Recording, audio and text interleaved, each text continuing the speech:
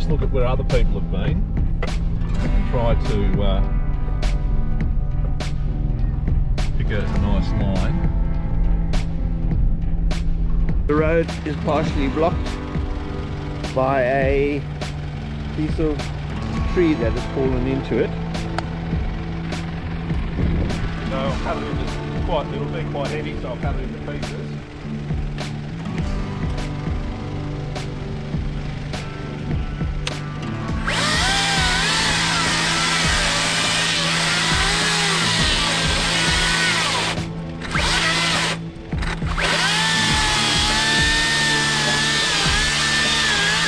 Now just mind yourself, it's going to drop there.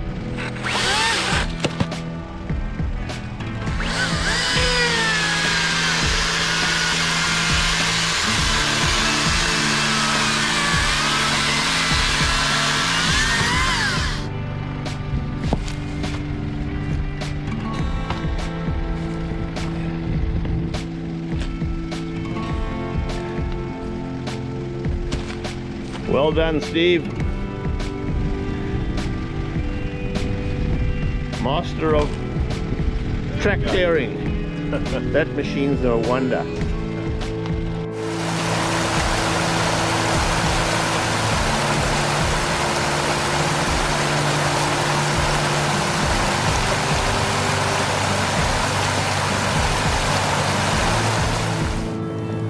Deep in the forest, at a beautiful camping spot. What we're going to do, we're going to find a spot now, dig up a little bit of ground and pan it, see what we come up with.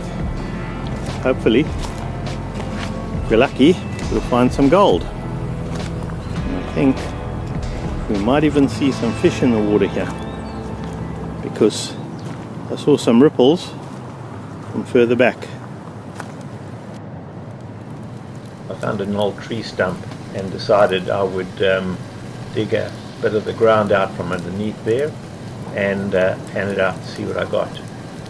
Unfortunately, the gold in this area was very sparse, and we didn't have much success. A little bit of color, but not much. So we moved on to the next spot. Perfect little old puddler.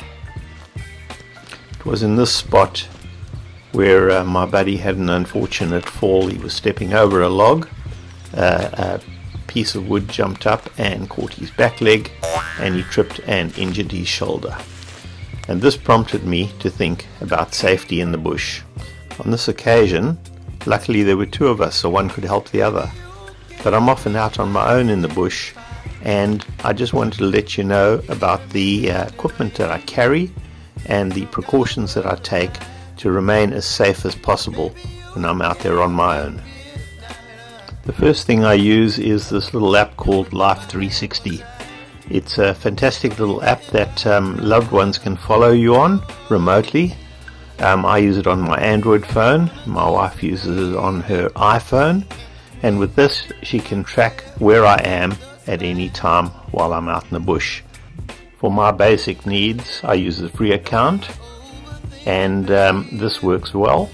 However, the one drawback to this app is that it does need cell phone coverage, and it will only track you till the last time it saw you on the cell phone network.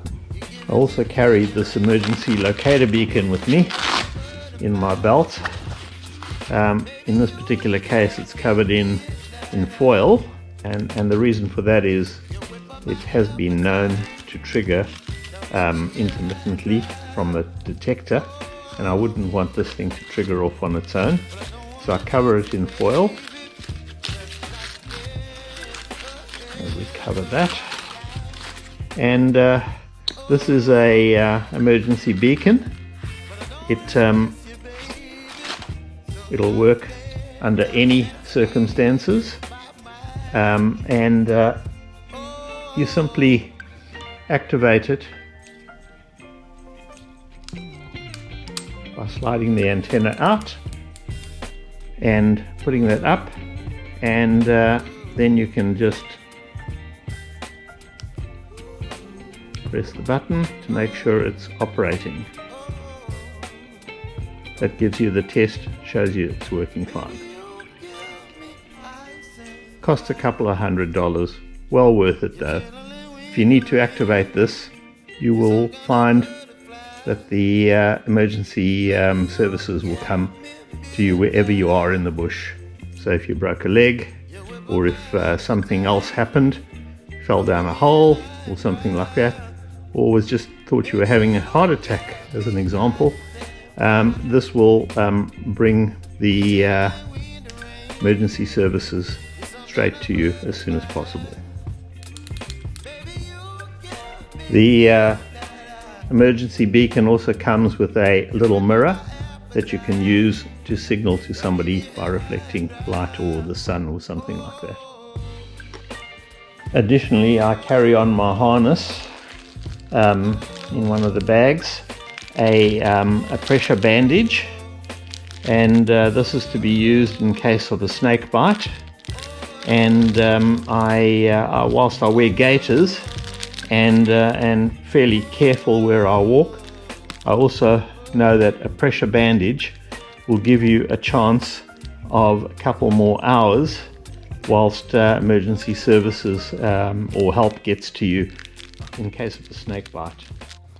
Finally, when you're walking around in the Australian bush with your detector, it's very easy to get disoriented or lost. And I use this little app called GeoTracker on my Android phone. It's a fantastic GPS tracker.